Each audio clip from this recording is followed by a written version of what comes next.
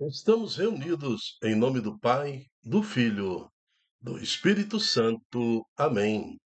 Reflexão do dia 30 de junho de 2025, 13ª semana do Tempo Comum, segunda-feira, litúrgica verde. Santo do dia, logo após os mártires Pedro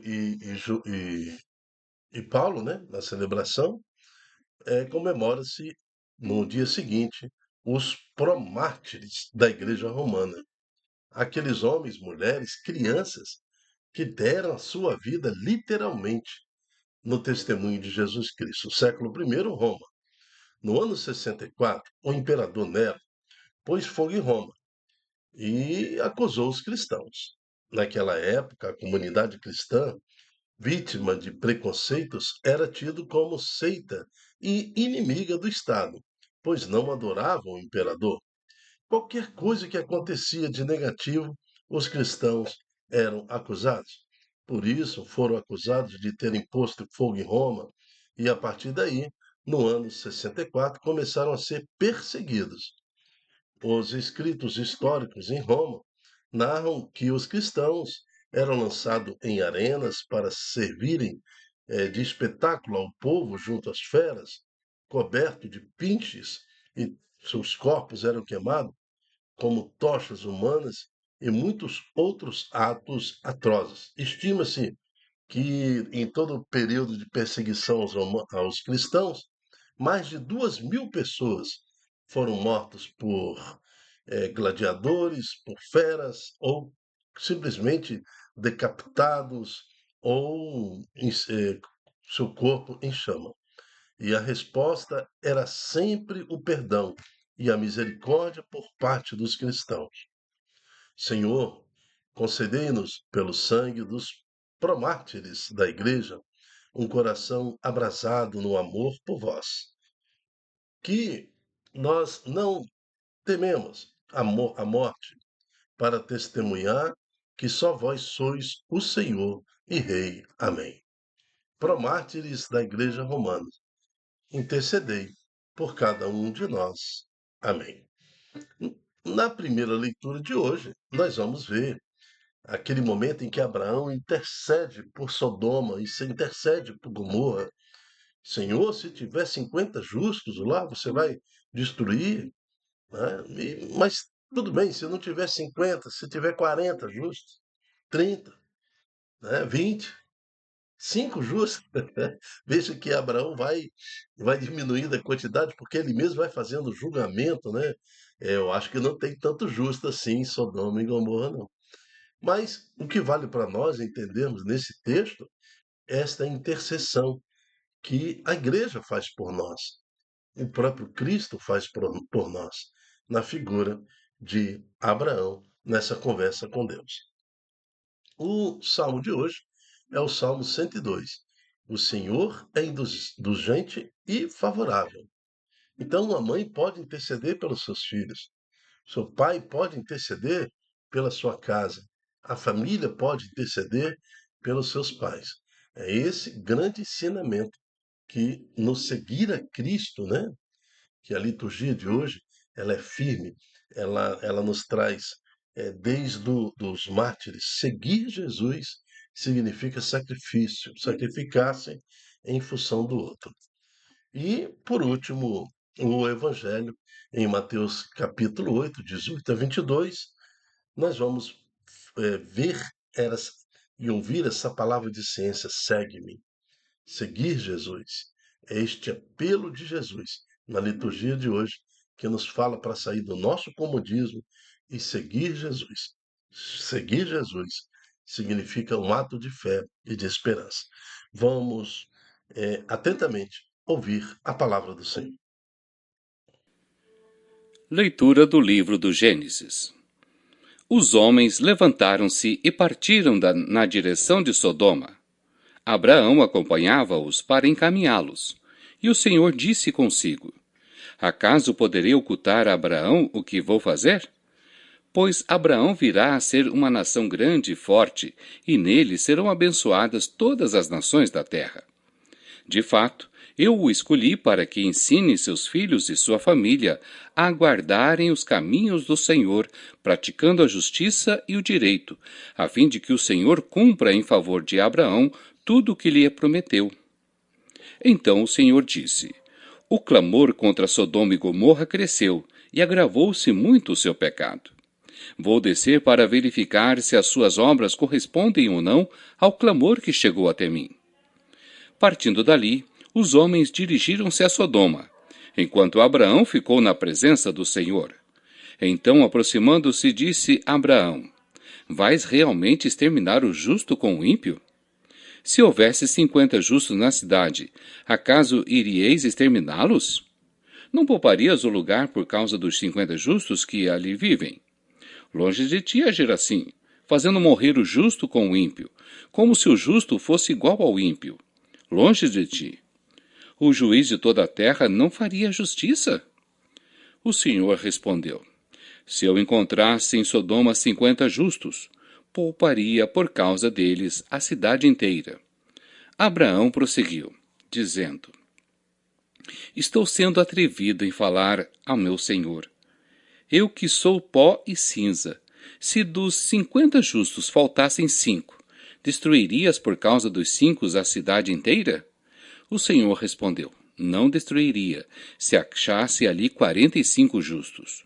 Insistiu ainda Abraão e disse: E se houvesse 40? Ele respondeu: Por causa dos 40, não o faria. Abraão tornou a insistir: Não se irrite, ó meu senhor, se ainda falo. E se houvesse apenas 30 justos? Ele respondeu: Também não o faria. Se encontrasse 30, também não o faria se encontrasse 30. Tornou Abraão a insistir: Já que me atrevi a falar ao meu senhor, e se houver 20 justos? Ele respondeu: Não o iria destruir por causa dos 20. Abraão disse: Que o meu senhor não se irrite. Se eu falar só mais uma vez, e se houvesse apenas 10? Ele respondeu: Por causa dos 10, não a destruiria. Tendo acabado de falar, o Senhor retirou-se, e Abraão voltou para a sua tenda. Palavra do Senhor, graças a Deus. Salmo 102. O Senhor é indulgente, é favorável. Bendize, ó minha alma, ao Senhor, e todo o meu ser seu santo nome. Bendize, ó minha alma, ao Senhor. Não te esqueças de nenhum dos seus favores. O Senhor é indulgente, é favorável. Pois ele te perdoa toda culpa e cura toda a tua enfermidade. Da sepultura ele salva a tua vida e te cerca de carinho e compaixão. O Senhor é indulgente, é favorável. O Senhor é indulgente, é favorável, é paciente, é bondoso e compassivo. Não fica sempre repetindo as suas queixas, nem guarda eternamente o seu rancor. O Senhor é indulgente, é favorável. Não nos trata como exigem nossas faltas, nem nos pune em proporção às nossas culpas. Quanto os céus por sobre a terra se elevam, tanto é grande o seu amor aos que o temem. O Senhor é indulgente, é favorável. Proclamação do Evangelho de Jesus Cristo segundo Mateus. Naquele tempo, vendo uma multidão ao seu redor, Jesus mandou passar para a outra margem do lago. Então um mestre da lei aproximou-se e disse: Mestre, eu te seguirei aonde quer que tu vás. Jesus lhe respondeu: As raposas têm suas tocas e as aves dos céus têm seus ninhos, mas o Filho do Homem não tem onde reclinar a cabeça. Um outro dos discípulos disse a Jesus: Senhor, permite-me que primeiro eu vá sepultar meu pai. Mas Jesus lhe respondeu: Segue-me e deixa que os mortos sepultem os seus mortos. Palavra da salvação. Glória a vós, Senhor. Entendo este evangelho, né, principalmente quando este jovem ou este homem procura um outro discípulo, diz a Jesus: Senhor, permite-me que eu vá sepultar a meu pai, depois eu te sigo. Mas Jesus lhe respondeu: segue-me e deixe que os mortos sepultem seus mortos. Se você entender este versículo, você entende o sentido eh, dos promártires, os santos de hoje, né? Aqueles homens e mulheres, eles entenderam logo esse versículo através da explicação dos apóstolos. Os mortos enterraram seus mortos. Então, é, eu posso morrer com 80, 90, 100 anos, ou posso morrer pelo nome de Jesus hoje, em santidade. É isso que eles entendiam. Então, ali estavam crianças, ali estavam mulheres, estavam idosos, mas pessoas que não optaram em morrer lá na arena, de jeito nenhum. Eles foram condenados, mas eles foram cantando louvores, bendizendo ao Senhor, glorificando a Deus. Não tinha desespero, não tinha choro, tinha oração, tinha louvor a Deus. Porque o sentido é esse. É, os mortos enterraram seus mortos. Veja, a vida, a vida real existe na ressurreição. Aqui é tudo uma ilusão. Todos nós estamos mortos. Hã? Então é questão de talvez um ano, daqui a 2 anos, daqui a 3 anos, ou daqui a 10 anos, ou daqui a 30 anos, mas a morte é a coisa certa na nossa vida. Assim também o cristão entende que a ressurreição é uma verdade segura nas nossas vidas. Então, o cristão real, que entende a dimensão da fé, que entende a promessa de Deus e que vive o seu batismo, ele não tem medo da morte. Não tem medo da morte. Ele entende que a morte é necessária para a ressurreição. A graça da ressurreição, o que nós vamos alcançar após a nossa morte física do nosso corpo, isso é extraordinário. Então não importa. Eu não temo a morte, porque eu sei que na morte encontro a minha ressurreição. Assim nós podemos entender porque homens, mulheres, crianças iam pacificamente para a condenação, dando testemunho, louvando, bendizendo ao Senhor naquela arena. Eu tive a oportunidade de visitar lá o Coliseu. O Coliseu em Roma, ele cheira a sangue até hoje, né? Porque fica na memória o tanto de sacrifício. Só 2.000 cristãos, hein, foram sacrificados lá. Fora os cristãos, quantos outros pagãos morreram lá também em sacrifício. Mas também exala o odor de santidade desses homens, mulheres e crianças que, pelo seu sangue, testemunharam a Cristo Jesus. Aí você vê que a argamassa espiritual da igreja, o tijolo espiritual da igreja, a argamassa é forjada no sangue de homens, mulheres, crianças que testemunham Jesus. Por isso que a igreja é sólida, firme até os dias de hoje. É o que acontece na primeira leitura. Esta intercessão de Abraão prefigura a intercessão da igreja por cada um de nós, a intercessão de Maria por cada um de nós, e também o amor de Deus em Cristo Jesus, que nos traz a esperança da ressurreição, né? E também mostra, nos dá um exemplo de que, da parte de Deus, ele vai exterminar o mal deste mundo. Então, Sodoma e Gomorra, elas extinta no mundo com aquele fogo que desce do céu, para nos mostrar que há valor em cumprir os mandamentos do Senhor, para nos mostrar que quando nós não cumprimos o mandamento do Senhor, nós encontramos a morte, mas a morte não do justo, dos injustos, a morte que leva ao fogo dos infernos. Então, o cristão não teme a morte porque ele sabe que viveu em santidade, buscando santidade e vai encontrar a ressurreição. Agora, o pagão, ele tem pavor da morte. A morte, fala em morte, ele fica escandalizado. fica desesperado, porque ele sabe que a sua morte o levará a uma condição do inferno, representada aqui pela destruição de Sodoma e Gomorra. Mas diante do anjo exterminador, do anjo do Senhor, diante daquele que trouxe da parte de Deus a missão de destruir Sodoma e Gomorra, estava Abraão, Cristo, igreja, Maria. Tá vendo? Religião. Religião é tudo que nos faz ser protegidos da ação do mal, né? Que Deus também, da sua justiça, e é ali que Abraão vai glorificando a Deus, vai bendizendo ao Senhor, vai intercedendo por aquele justo, mas se tiver só 10 justos, começou com 50, né? Tá vendo? Mas pela intercessão, o Senhor fala: se eu encontrar 10 justos, eu não destruo Sodoma e Gomorra. Sodoma e Gomorra foi destruída porque lá só tinha um justo, que era Ló e sua família. Então, foi destruído.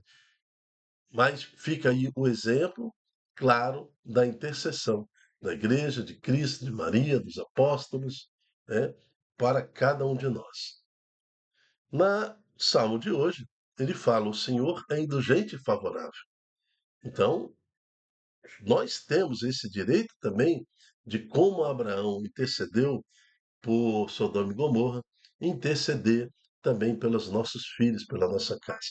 Veja, apesar da intercessão de Abraão, a destruição de Sodoma se concluiu. Por quê? Nós podemos interceder, nós podemos trazer a esperança, a opção de salvação aos nossos, mas a decisão de ser salvo, a decisão de retomar a vida e viver na moralidade e viver no mandamento do Senhor é individual. Então, mas podemos colocar no coração misericordioso de Deus os nossos filhos, para que eles tomem a decisão de voltar-se para Deus. E por último, o evangelho de hoje, onde o Senhor nos pede: segue-me, né? Segue-me. Deixe que os mortos enterrem seus mortos. Nem mesmo a dor de perder alguém pode impedir você de seguir o seu caminho. Você tem um propósito, você nasceu com um propósito. O dia que você foi concebido, nós temos 3 propósitos claros na nossa vida. Nós nascemos para conhecer Deus, nós nascemos para amar a Deus e nós nascemos para servir a Deus. Então, esses 3 propósitos são as 3 colunas que sustentam o sentido da vida. Os demais, construir, casar, dar-se em casamento, comprar, vender, tudo isso são funções complementares à vida humana. Agora, você será pleno no Senhor quando você cumpre esses 3 sentidos: conhecer Deus, amar a Deus e servir a Deus. Vem e segue-me. É este o pedido que Deus faz a cada um de nós. Os promártires, lá no sacrifício, seguiram Jesus. Abraão seguiu Jesus. Ló seguiu Jesus. E hoje esse pedido é para cada um de nós. Vem e segue-me. Com toda a sua dor e medo, vem e segue-me. Eu me chamo Dilton Góes. O nosso projeto chama-se É de Mim, se não evangelizar. E a reflexão do dia é um programa com esta finalidade, de trazer à luz o que nos pede a liturgia do dia. E a liturgia do dia nos pede: vem e segue. Seja você também um anunciador da Boa Nova, divulgando em suas redes sociais este estudo, esta pregação, este ensino, para que mais corações acolham a palavra de Deus. Dê também um joinha lá no nosso canal do YouTube. Inscreva-se se você não é inscrito, para que mais corações sejam alcançados com esta reflexão. Que Deus te abençoe e até a próxima, se Deus quiser. Tchau, tchau.